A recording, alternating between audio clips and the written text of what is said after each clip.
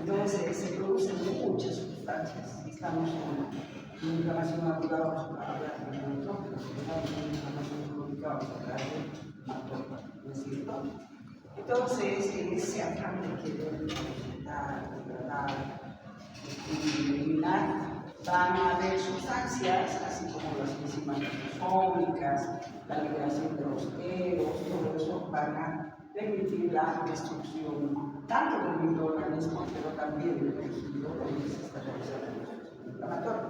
Por eso se dice que la inflamación es una respuesta que defensa que tienen los tejidos con ciertas propósitos, pero como es inespecífica, hay entonces, ¿cómo realizar estos eros la destrucción de los tejidos? Hay un estallido respiratorio que se llama coagulación, más medicamentos. Entonces, ese se llama estallido respiratorio. De esta forma, las superóxidos, es un radical, el peróxido de hidrógeno y los radicales positivos. Estos son los famosos especies reactivas del oxígeno, que se forman por la combustión del oxígeno. Estos son los que van a dar destrucción. ¿Cómo dan la destrucción? Destruyen microorganismos, ¿no es cierto? Así como destruyen los microorganismos por peroxidación química de las membranas, también va a atacar a las membranas de las células de los tejidos normales. Como es inespecífico, pues atacan a todo. Si hay líquidos hay en los tejidos, en los microorganismos, las envasas salen y regalan todo. No es específica, por eso dice la reacción inflamatoria, es inespecífica, por eso hay destrucción tisular. Ahora, hay una peroxidación lipídica que es el mecanismo como actúan los mecanismos. Y el otro mecanismo es la desnaturalización de las proteínas, ¿no es cierto? Y el daño que se hace a nivel nuclear. Es así como estas sustancias van a destruir los tejidos. Este es el mecanismo. Ahora, hemos visto las famosas trampas, ¿no es cierto?, de los neutrófilos, que se llaman los famosos NETs. ¿Qué son estas trampas de los que son formados por los neutrófilos? Son que se forman por la liberación de sustancias de neutrófilos, incluso la misma mitocondria va a ser la parte de las trampas. Son como los ovillos donde atrapan a los agentes causales, bacterias, virus, todo eso. Y ahí van a participar también ciertas enzimas producidas por las mismas células que van a estar ahí, los neutrófilos, y se degradan en estas trampas de los famosos NETs. Ahora hay una acción rápida que se realiza en minutos, ¿no es cierto? Tenemos mediada por señales como son las lipoproteínas y también participa la activación del.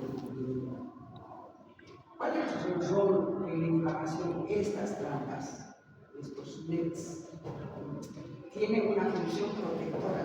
Claro, como para que no se proliferen, para que no vayan ligando en los tejidos, los atrapan. Es decir, esas redes de los tejidos van a poder, como son producidas por los mismos neutrófilos, entonces las enzimas de los neutrófilos van a poder actuar para degradar a todos los elementos que atrapan en estas trampas. ¿Sí? De la función, los efectos protectores de la atrapamiento del micrófono. ¿Sí? El mecanismo es una red física que tienen las bacterias, hongos, virus y parásitos. ¿Sí? Realiza una muerte microbiana utilizando las histonas citotóxicas, la mieloperoxidasa. Todas estas son sustancias que degradan los componentes que se encuentran en los neutrófilos. La mieloperoxidasa, estas destruyen a los patógenos, aparte de lo que se estaba explicando, y amplifica la reacción inflamatoria, activa las células hemolíticas, activan los macrófagos y estos macrófagos, estas células dendríticas, no se olviden que las células dendríticas son macrófagos celulares y esas son las que van a sintetizar y van a secretar citocinas, que son las que amplifican los reacciones. Estamos hablando de las que inician y las que amplifican la reacción inflamatoria, todo eso. Entonces, inicia la reacción inflamatoria. Estos son los efectos protectores de la mente. Vayamos a ver los efectos patológicos de la mente, que es excesiva y no resuelve. Daño tisular. Ahí tenemos las histonas, las tasas son tóxicas para las células endoteliales y epiteliales. Esto es comprobadísimo. ¿Sí? Y nos puede provocar una trombosis también, digamos, las plaquetas activas, las plaquetas activadas se unen a las células endoteliales, entonces hay una adhesión a las células endoteliales y esas células endoteliales van a atraer más células endoteliales y de esa manera se forman que son coágulos de componentes, componentes de la sangre que se hayan adheridas a las células endoteliales, pero en vasos sanguíneos normales. ¿Sí? En vasos sanguíneos normales. Dentro de los vasos sanguíneos normales se produce o se forman coágulos sanguíneos. Como está dentro de los vasos sanguíneos adheridas a las células endoteliales, se dice trombo. Si estuviera todos esos componentes que forman el trombo, estuvieran en vasos glucosos, ¿sí? Esas son las diferencias entre los trombos y los coágulos. Entonces, activan a las plaquetas y la cascada de la coagulación de trombos intravasculares. Yo aquí hubiera puesto coágulos intravasculares, porque son coágulos que se encuentran dentro de los vasos sanguíneos. Los grupos son coágulos sanguíneos en vasos sanguíneos normales, pero no son vasos sanguíneos normales, pero está dentro de los vasos sanguíneos y no están juntos. ¿Sí? Autoinmunidad del ADN. Las proteínas circuladas actúan como antígenos, ¿no es cierto? Que son relevantes, por ejemplo, en enfermedades autoinmunitarias como el virus. Y nos va a traer una tormenta de citocinas. Eso significa que va a haber cualquier cantidad de mediadores químicos que se van a ir formando, como la interleucina 12, y esos van a secretar muchas citocinas y esas van a exacerbar la tormenta. Aquí llamamos tormenta de citocinas, mayor cantidad de citocinas que se van secretando y eso nos va a dar más reacción inflamatoria. Y ahora podemos ver qué es lo que pasaba en el COVID. En el COVID-19 nos encontramos una reacción inflamatoria muy severa, muy agresiva durante el COVID. Pero entonces, estas tormentas citocinas en el sepsis, en el COVID, que significa de que hay cualquier cantidad de citocinas que se liberan y eso exacerba la reacción.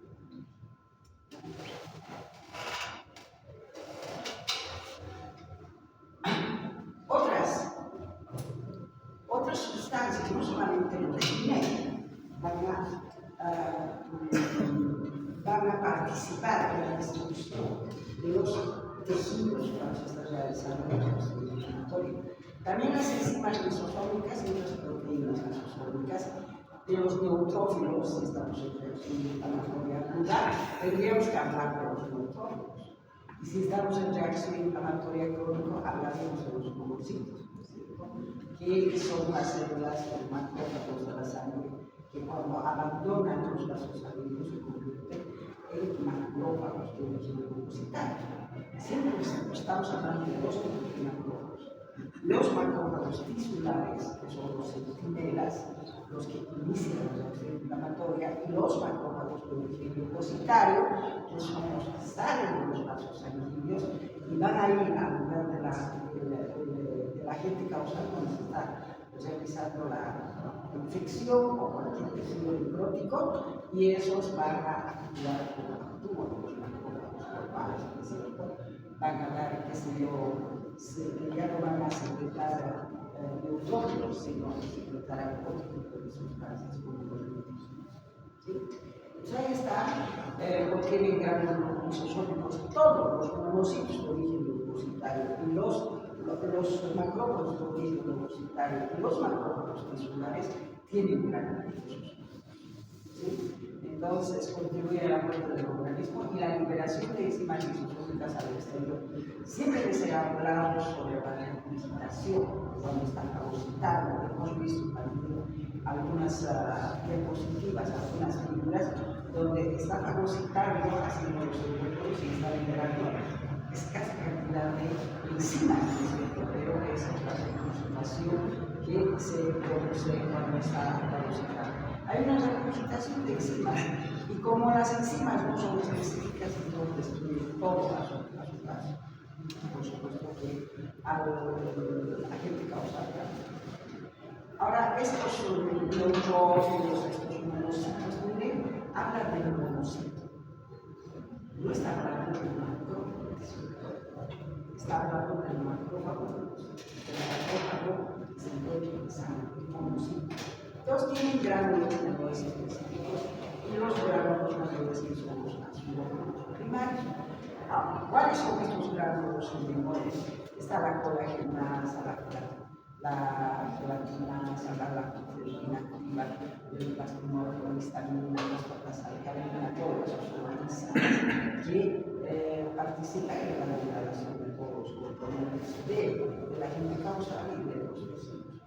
Los gránulos acetónicos primarios están la peroxidadas, las proteínas bactericidas como la lisosoma, la lisosima, la proteína, las sustancias proteasas y neuromuscular. Por todos estos gránulos se encuentran en las células, como por ejemplo tenemos la célula, el mastocito. Ahí vamos a tener a las células gránulos primarios, gránulos secundarios, ¿se acuerdan? ¿No es cierto? Los gránulos primarios,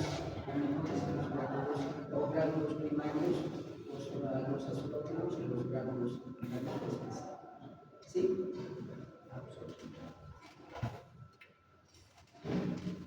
¿Cómo se forman las trampas glucinófilas? Se llaman trampas glucinófilas. Esas redes donde son los neutrófilos expulsan, miren, sedes de ADN, proteínas glandulares llamadas lectins. También en otros libros llaman, también dicen que hay redes de las mitocondrias. Entonces, todo eso son redes de las proteínas glandulares que permiten que se formen todos los NETs. ¿Sí? ¿Qué es la función? Atrapar microorganismos, efectos perjudiciales, cuáles son daños de las células específicas. Favorecer la trombosis en el tejido nacional. Esto es muy importante. Los efectos perjudiciales de los NETs son estos. Hay daño de las células vecinas y favorece la trombosis y la lesiones. Ejemplos clínicos: algunas enfermedades autoinmunitarias como muchos medicamentos. Ahí vamos a ver nosotros en gran cantidad de estas los famosos la liberación de citocinas y mediadores inflamatorios, como por ejemplo tenemos los leucocitos. Estamos hablando de los leucocitos. Secretan factor de necrosis tumoral, interleucina 1, interleucina 2, pero también sabemos que los macrófagos tisulares secretan factor de necrosis tumoral y interleucina 1, que son las que inician la reacción. Pero los leucocitos también producen estas sustancias, ¿cierto? Estos mediadores químicos que hacen esa es la aumenta de esta aumenta para ustedes que la reacción inflamatoria, una de las características de la reacción inflamatoria de los vasos es el aumento de la para que se pueda salir, que se le plasma sanguíneos, células, centímetros, todo eso, que hace inmediatamente por exudar este tipo de función inflamatoria.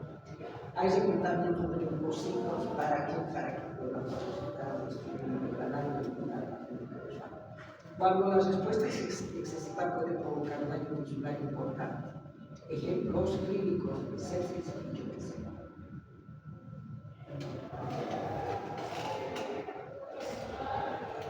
Bien, esos son todos los agentes que pueden causar daño tisular en la expresión inflamatoria, produciendo, qué sé yo, enzimas, las famosas trampas, los móviles, ¿sí? Vamos a ver cómo participan los vasos sanguíneos en la inflamación. Hasta ahora hemos hablado de linfocitos, hemos hablado de macrófagos tisulares, hemos hablado de los vasos sanguíneos de pequeño calibre, de las células endoteliales, todo eso.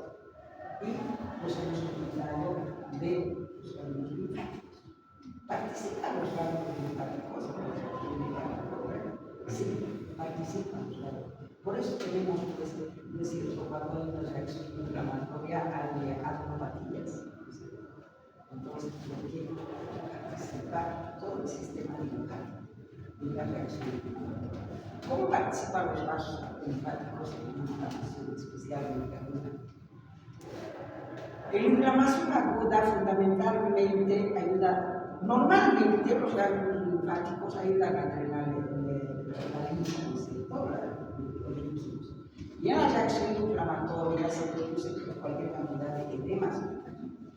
Entonces, este exceso de líquido tiene que recoger los ganglios linfáticos. Por eso se ayuda a drenar el exceso de líquido. ¿Sí? Proteínas plasmáticas, mediadores inflamatorios y células que se acumulan en el tejido. Estamos hablando de leucocitos. Todas esas se cogen los vasos linfáticos y así es como participan los vasos linfáticos. ¿Sí? Los vasos linfáticos en la inflamación aguda, drenaje del tejido inflamado, hacen desaparecer, se puede decir, el tejido inflamatorio. Durante la inflamación aguda ocurre una vasodilatación de los vasos linfáticos, aumenta la permeabilidad vascular y salida de líquidos en el espacio superficial. Esto es lo que se forma en la cuando está empezando la reacción inflamatoria. Cuando está empezando la reacción inflamatoria, existe el edema de tipo trasudado por el aumento de la permeabilidad, por el aumento de la presión hidrostática, por la vasodilatación. Congestión de vasos sanguíneos, aumenta la presión hidrostática y empuja el líquido de los vasos sanguíneos a la sección superficial. Y esa es la formación del edema de tipo trasudado que dura escasos minutos. Porque después va a haber destrucción de células, ¿cierto? Se va a hacer más la vasodilatación, van a salir las proteínas y se convierte rapidito en enfermedad de tipo exudado. ¿Sí? Entonces, los vasos linfáticos aumentan su flujo para sacar esto del círculo exudado para recoger el exceso de la de las células. Esa es la función que realizan los vasos sanguíneos, recogen todo el líquido del tercer espacio de los tejidos para volverlos a elevar a la circulación sanguínea a través de los vasos de las venas. Entonces aquí los vasos linfáticos van a seguir haciendo esa función de recoger todo el líquido que está de más y devolver a la circulación. Líquido en exceso. Eso es el drenaje, primera acción de los vasos linfáticos en la reacción inflamatoria.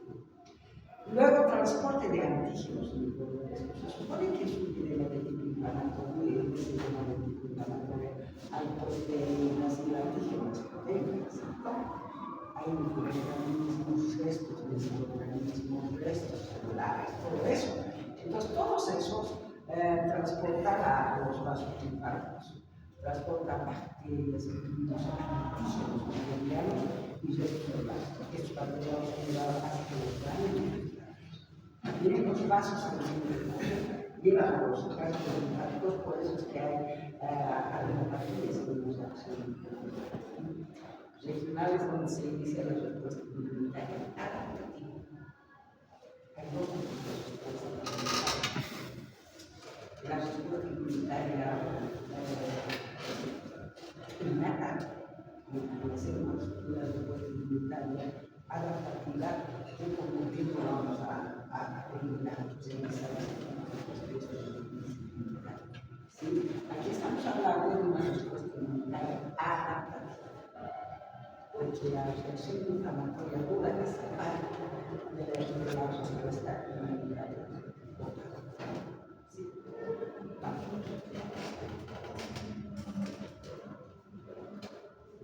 Ahora, una vez que recogen todos los vasos linfáticos, transportan las células presentadoras las células dendríticas y algunos macrófagos migran para los vasos linfáticos hacia los ganglios linfáticos. Y los ganglios linfáticos presentan a los antígenos a los linfocitos. ¿Cómo se hace eso? En el ganglio linfático es un tejido. Entonces, el macrófago tisular se pone en contacto con el microorganismo, la fagocita, ¿no es cierto? Y esta viaja al ganglio linfático regional. Llega al ganglio linfático regional. En ese ganglio linfático regional están los linfocitos de los plasmocitos. Entonces, este linfocito, este macrófago tisular, es presentadora del tejido. ¿Qué quiere decir? El macrófago tisular agarra a la bacteria, la degrada, y esos sus fragmentos, por ejemplo, una bacteria puede ser degradada. Si es degradada, se van a ver fragmentos de lípidos, fragmentos de proteínas, fragmentos de hidratos de carbono, ¿no es cierto? Porque de eso está formada todos los seres vivos. Entonces, fragmentos de ADN. Esos fragmentos tienen sus brazos presentadores, los macrófagos tisulares. ¿Sí?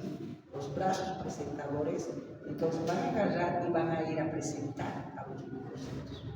Al linfocito TCD4, al linfocito TCD8. Entonces presentan estos macrófagos y los linfocitos TCD4 se van a estimular y van a secretar citocinas, ¿sí? Para seguir amplificando. Y estas citocinas pueden también volver a estimular a los macrófagos tisulares. Es una actividad simbiótica de los linfocitos y el macrófago. Si falta el macrófago, no habría reacción inflamatoria. ¿Por qué? Porque no habría estos brazos presentadores para que los linfocitos secreten citocinas. Porque los linfocitos secretan citocinas y esas mismas citocinas estimulan a los macrófagos. Entonces el macrófago agarra a la agente causal, lo degrada y esos fragmentitos lo presenta al linfocito T. Puede ser CD8 o CD4. Entonces, estos linfocitos se van a estimular y esos linfocitos cuando se estimulan secretan unas sustancias químicas que se llaman citocinas. Y esas citocinas activan a los macrófagos para que fagociten, para que sinteticen y secreten citocinas, todo eso. Entonces, estos macrófagos sintetizan citocinas y esas citocinas activan a los linfocitos. Los linfocitos activados secretan citocinas para seguir activando al macrófago. El macrófago se activa, sintetiza citocinas, activa. Es ese círculo siempre simbiótico entre linfocitos y macrófagos tisulares. Si falla esto, no hay reacción inflamatoria. Y eso es lo que pasa en los cidáticos. En los cidáticos, el virus tiene mucha afinidad para los linfocitos de CD4. Entonces, el macrófago no encuentra el linfocito TCD4. Entonces no hay una célula que sintetice citocinas para activar a los otros macrófagos. Entonces nunca hay macrófagos activados. Por eso es que son presa fácil los idénticos de infecciones bacterianas o los virus, ¿no es cierto? Y los idénticos mueren por eso, porque su reacción inflamatoria no funciona. Y todos los agentes patógenos hacen escarnio en los tejidos. No es por el mismo virus. El virus destruye linfocitos TCD4. No hay linfocitos TCD4.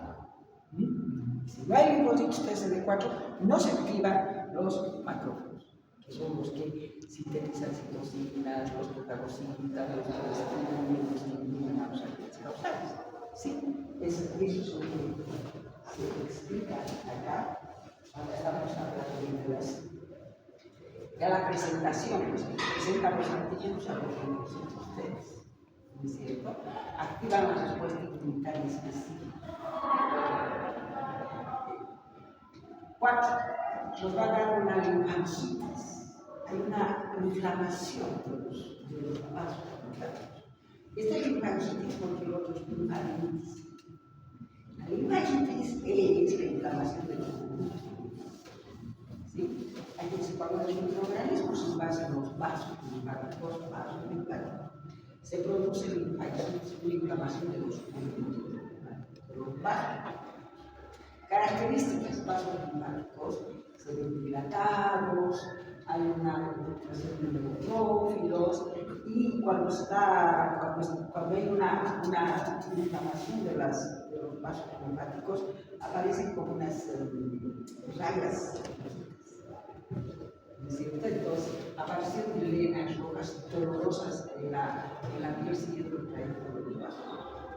Cuando ustedes tengan eso, entonces dicen probablemente por la infección de algún organismo de los vasos linfáticos.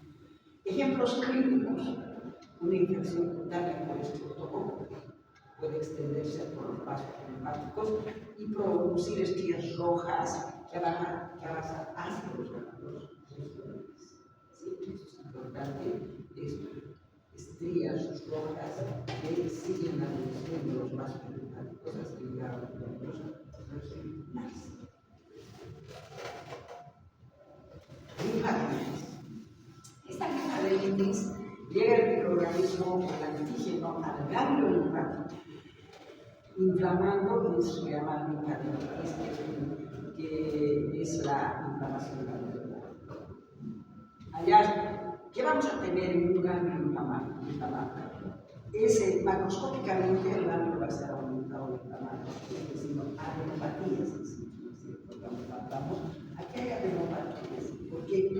Porque ese ganglio está haciendo una reacción frente a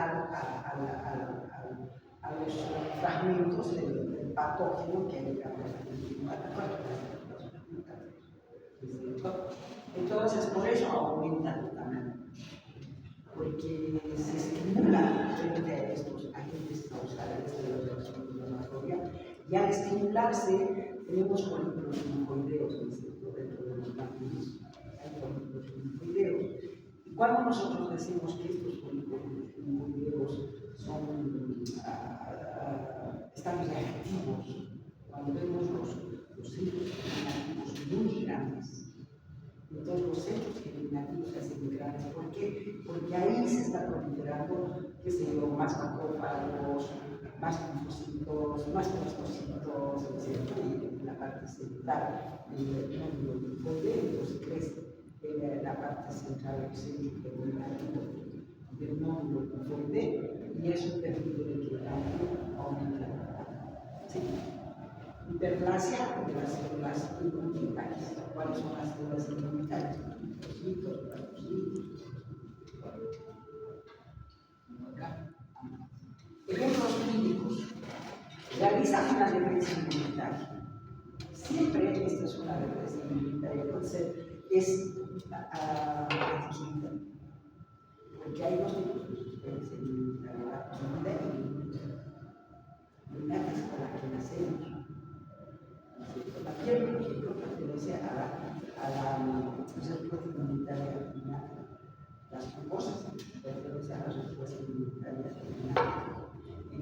las respuestas inmunitarias adquirida es todo esto que estamos viendo, reacción inflamatoria, aguda, crónica, ¿sí? Entonces realiza una defensa inmunitaria por protecciones sobre colecciones de los tejidos con activación de macrófagos y se activan los macrófagos y los linfocitos gracias a los macrófagos de los linfocitos. Hay dos tipos de macrófagos. Tisular, que se conoce a la gente como sabe la reacción inflamatoria, como se dice la reacción inflamatoria que presenta a los fragmentos de las bacterias de los ojos al linfocito de CD4 o CD8. Y de esa manera esto se activa y al activarse va a estimular más macrófagos y de esa manera se hace todo el circuito. ¿Qué más? Vamos a ver los patrones. Ese es como, ¿por qué hay lesión tisular, lesión inflamatoria? Se ha dicho cómo los humores participan, cómo participan los pacientes, cómo participan los lisosomas, etc. para destruir los tejidos con reacción inflamatoria. ¿Sí? Ahora vamos a ver patrones morfológicos de inflamación aguda. Estamos en inflamación aguda. Hay una inflamación serosa y inflamación lenta, fibrinosa y lisa. Aún será que está teniendo patrones morfológicos de inflamación aguda, pero vemos acá y nosotros vamos a hacer una diferencia. Vamos a empezar con lo que se dice inflamación serosa. Porque presenta un edema de inflamación. Claro, ¿no? Si son patrones por inflamación aguda, el edema y la inflamación aguda es de tipo exudado o trasudado.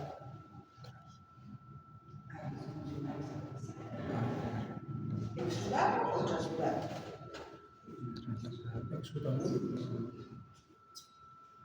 El edema de tipo inflamatorio es edema de tipo exudado o trasudado. ¿Qué es el edema de tipo trasudado? ¿Cómo se forma el edema de tipo trasudado? Por el aumento de la presión hidrostática en los vasos sanguíneos. Entonces, si solamente aumenta la presión hidrostática en los vasos sanguíneos, solo va a salir plasma sanguíneo. ¿Cierto? Entonces, ese edema de tipo trasudado no es de origen inflamatorio. ¿Por qué se dice que el edema de tipo trasudado es inflamatorio? Porque en la reacción inflamatoria, de inicio, hay un edema de tipo trasudado por aumento de la presión hidrostática cuando hay mayor cantidad de sangre en ese foco. Pero después hay alteración en la permeabilidad de los vasos sanguíneos, porque hay muchas sustancias, muchos mediadores químicos que permiten que las células endoteliales se contraigan y hagan espacios interendoteliales mayores. Entonces, ahí van a salir más proteínas, como el fibrinol, ¿no es cierto? Van a salir más células. Entonces, el líquido ya no va a ser tan puro líquido, sino ya va a haber más proteínas, células, y además va a haber también ataque y lesión de las células endoteliales. En ese caso, vamos a tener también detritus celulares. Entonces, eso ya se convierte en edema de tipo exudado. Es una cosa el trasudar y otra cosa el exudar. Este es el edema de tipo exudado. Pero estamos en inflamación serosa. Por eso habla de tipo trasudado, de fluir. Por eso se dice patrones morfológicos de inflamación aguda. En esos patrones morfológicos está la inflamación serosa. Y en esta inflamación serosa, el edema es de tipo trasudado, es el único. ¿Dónde tenemos ese tipo de edema de tipo trasudado? En la pericarditis. En la pericarditis. Ahí tenemos el edema de tipo trasudado. ¿Sí? Por eso es un patrones morfológicos de inflamación. Presenta un edema de tipo trasudado con baja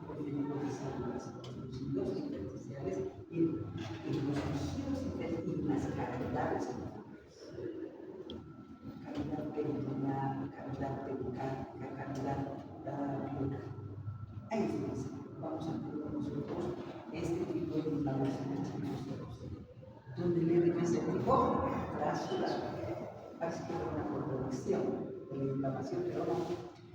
Ejemplo, el peritoneo,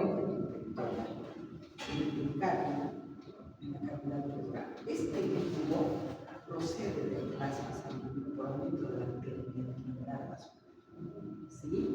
O por la secreción de células mesoteliales. De inicio hay una secreción de las células mesoteliales, hay una estimulación y las células mesoteliales, especialmente los pulmones. Entonces hay estas células mesoteliales se activan y se activan sustancias. Entonces, es importantísimo ver que si nosotros vamos a tener un derrame pleural, sacan el derrame pleural y hacen pruebas histológicas, se hace un estudio citológico y ahí podemos encontrar células tumorales malignas, están en el mesotelioma.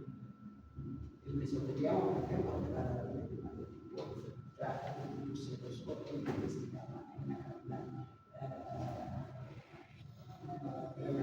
¿sí? Entonces, es por la secreción de las células mesoteliales que están localmente. Este líquido que no está infectado por bacterias y contiene escasa cantidad de leucocitos, es decir, más líquido tumoral.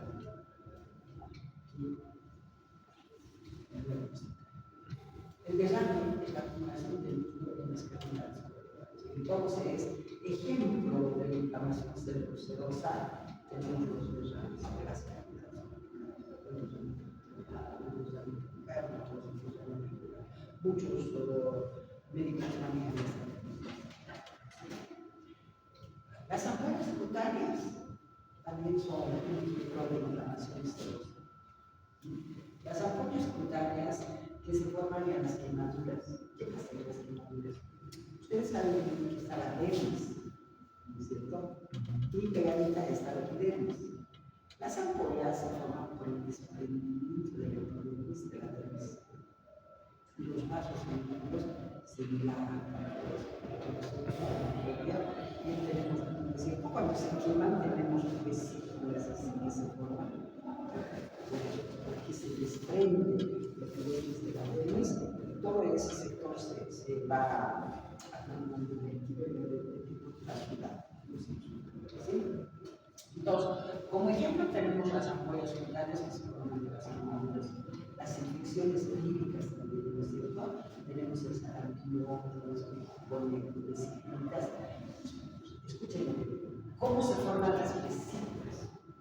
Desprendimiento de la epidermis de la dermis.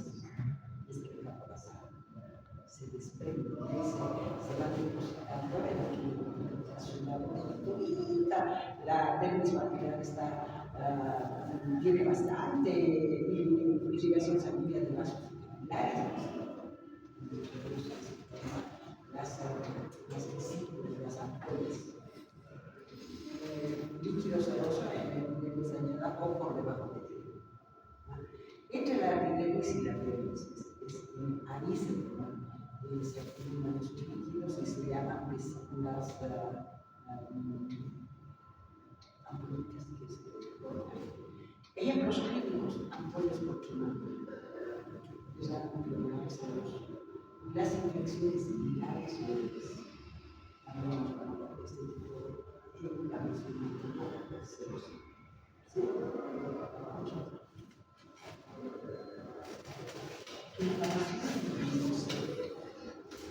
Esta inflamación fibrinosa se presenta porque hay una pérdida del fibrinógeno, de la pequeña sensación, y el fibrinógeno abandona los vasos sanguíneos y sale a la pared de los vasos sanguíneos y se convierte en fibrina y se forman mallas de fibrina. Y ese hecho de formar mallas de fibrina hace de que las arteriolas especialmente se aumenten el grosor. Aumenta el grosor de la pared de los vasos sanguíneos. Por eso se dice inflamación fibrinosa. ¿Por qué? Porque vamos a ver formación de mallas de fibrina en la pared de los vasos sanguíneos, de la microcirculación. ¿sí? Se produce por el movimiento de la vehicular, por donde salen las proteínas. ¿Qué proteínas son? Moléculas de plasma sanguíneo también, como es el fibrinogen, que se transforma en fibrina. Cuando abandonan los vasos sanguíneos, el fibrinógeno se deposita en la pared de los vasos sanguíneos o en cualquier tejido y se vuelve fibrina. Y esa fibrina, con funciones de oxidina, se colorean intensamente oxidófilas y así como filamentos. ¿Sí? Que se deposita en la pared de los vasos sanguíneos o los tejidos centrales. La causa más frecuente son las células cancerosas, para que haya una inflamación fibrinosa. ¿Sí?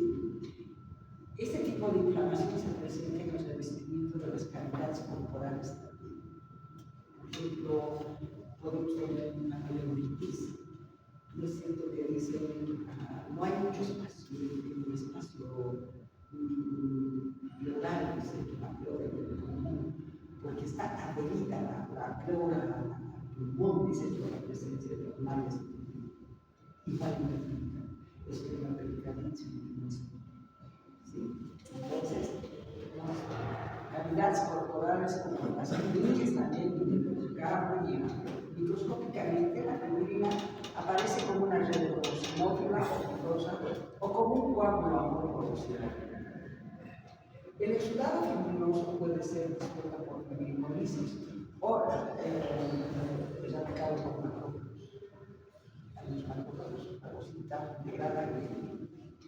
Si no son eliminados en el interior del exudado fibrinoso, estimulan el desarrollo de los fibroblastos de vasos sanguíneos formando una cicatriz. Pleuritis agresiva, porque ya se convirtió en tejido fibrinoso. Esta progresión podría formar un enrolamiento fibroso opaco o fibrosis. Ejemplos clínicos: tenemos la pericarditis fibrinosa, la pleuritis fibrinosa y la pericarditis fibrinosa, en todas las cavidades.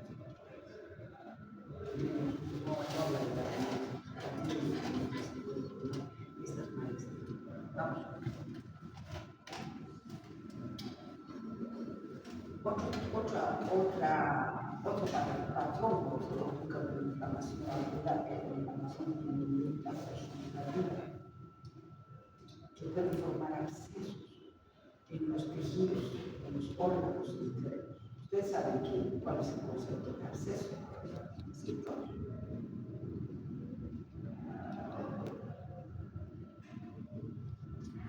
¿Cómo hacemos el concepto de absceso? ¿Qué es un absceso para ustedes? En sus palabras, ¿no? Es un líquido purulento tipo pus.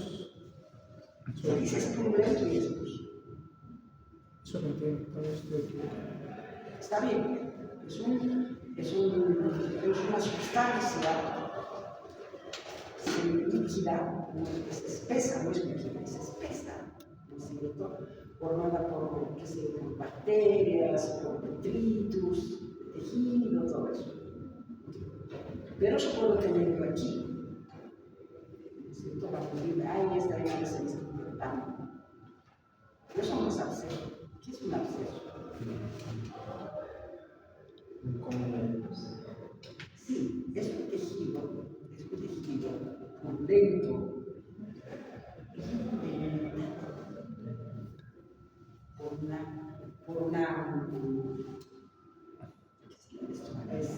por una pared. Esa pared de tejido purulento, vascularizado, etc. Que está dentro del tejido. Eso es absceso. Que está dentro del tejido. Eso quiere decir que este foco, ¿no es cierto?, que es purulento, está bien delimitado porque tiene pared, está ahí dentro, no se comunica con el exterior. Eso es absceso. Porque si este se comunica por un orificio, se llama quístico, ¿cierto?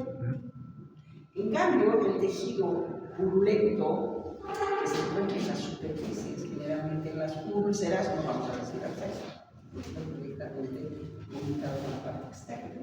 El absceso es un material purulento bien encasillado dentro de un tejido que no tiene comunicación con la parte externa. ¿Sí? Vamos.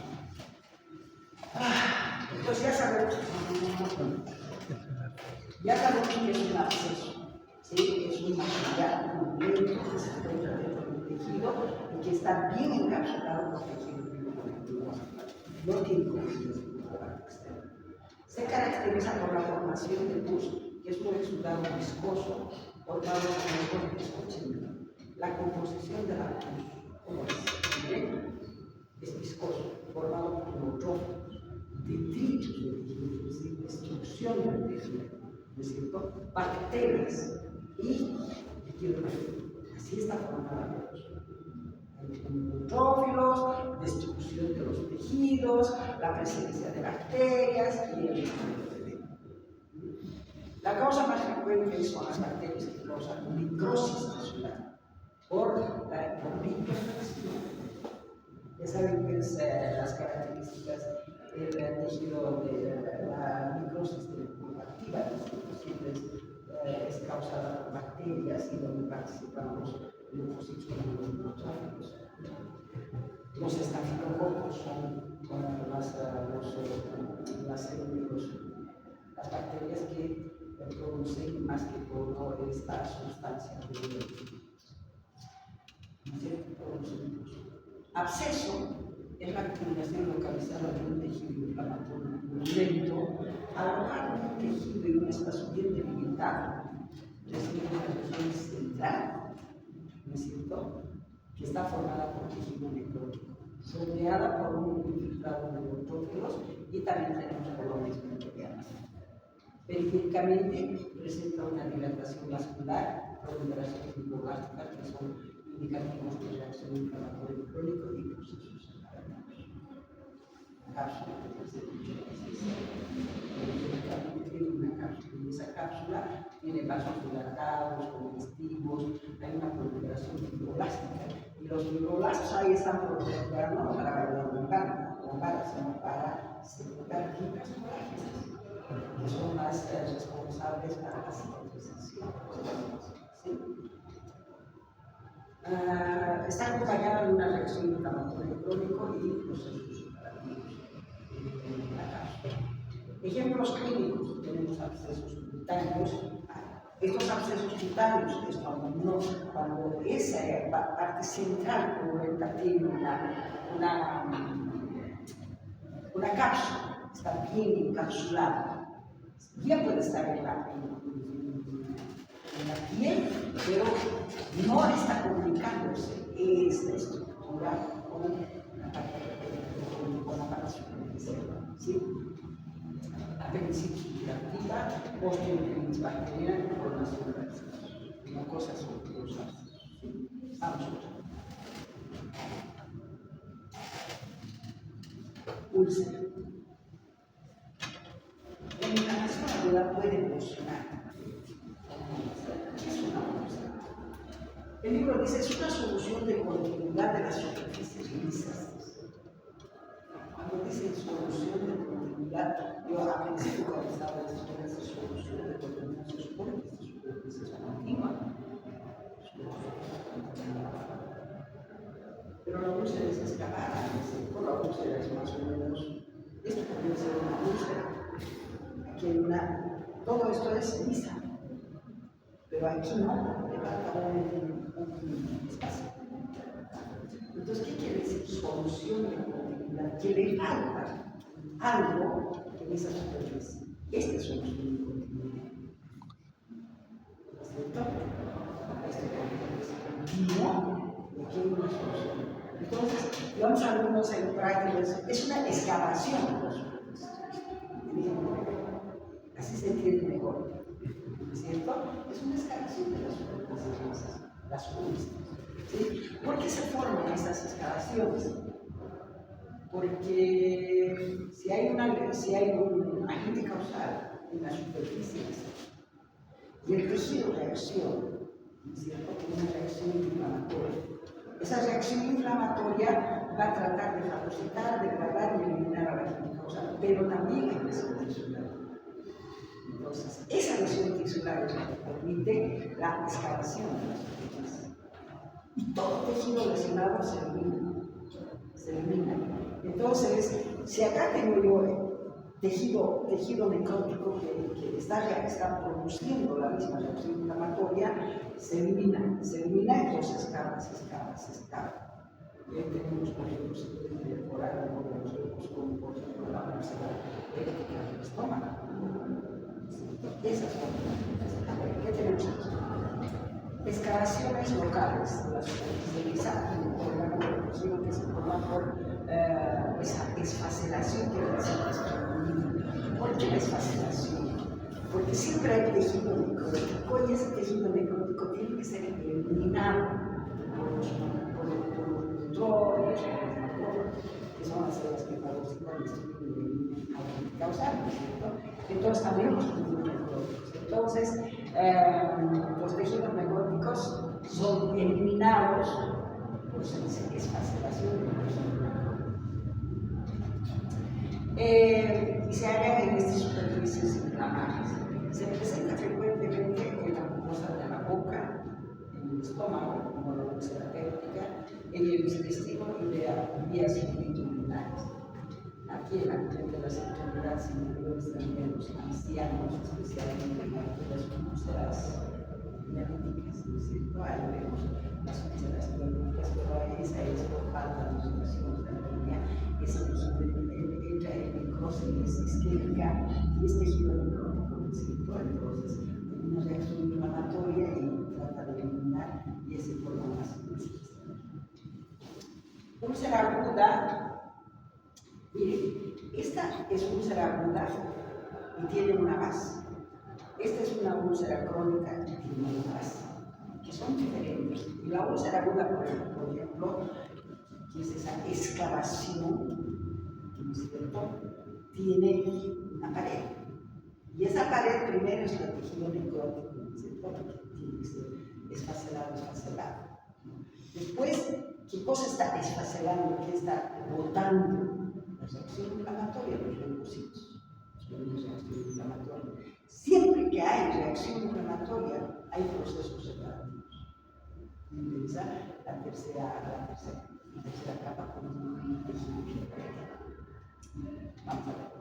Úlcera aguda presenta una base con las siguientes características. La capa más superficial que está formada por el tejido. Esa es la que se esfacela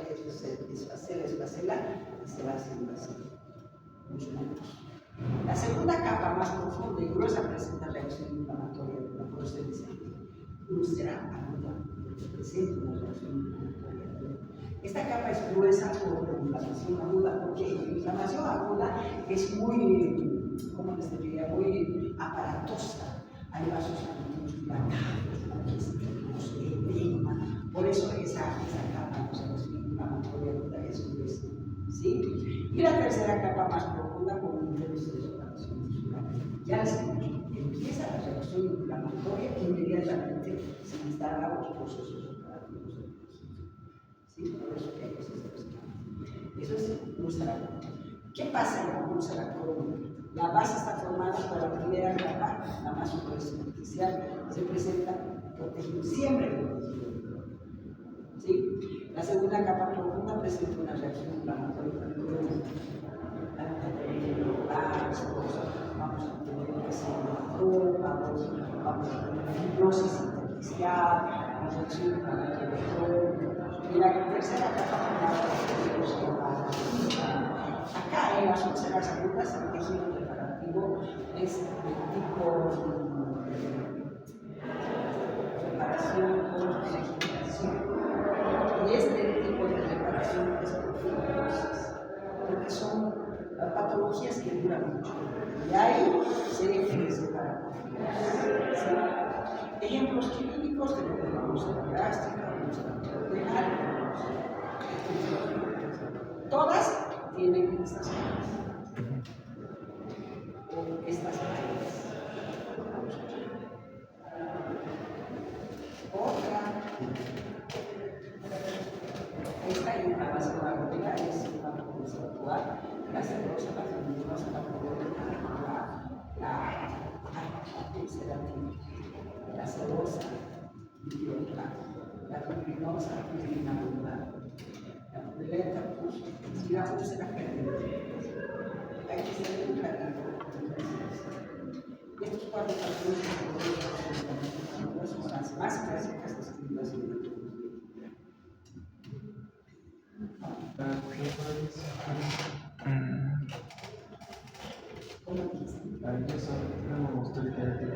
inflamación. Evolución de la inflamación aguda más efectiva. La evolución de la inflamación aguda depende de la incidencia, la naturaleza de la presión, intensidad de la presión, localización exclusiva del factor y respuesta de la presión.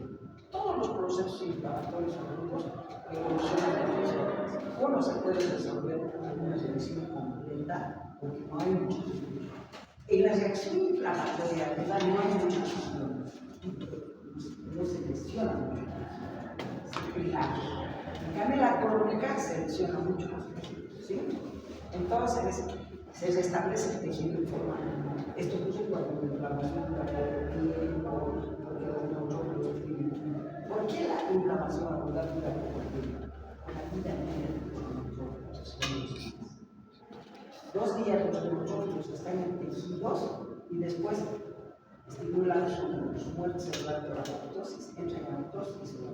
Por eso, una característica clínica de la inflamación aguda es que no dura más de 2 días. Después son eliminados por apoptosis, la lesión tisular es eliminada por los tejidos con gran capacidad regenerativa. Hay un poco de tejido necrótico, esa es otra de las características.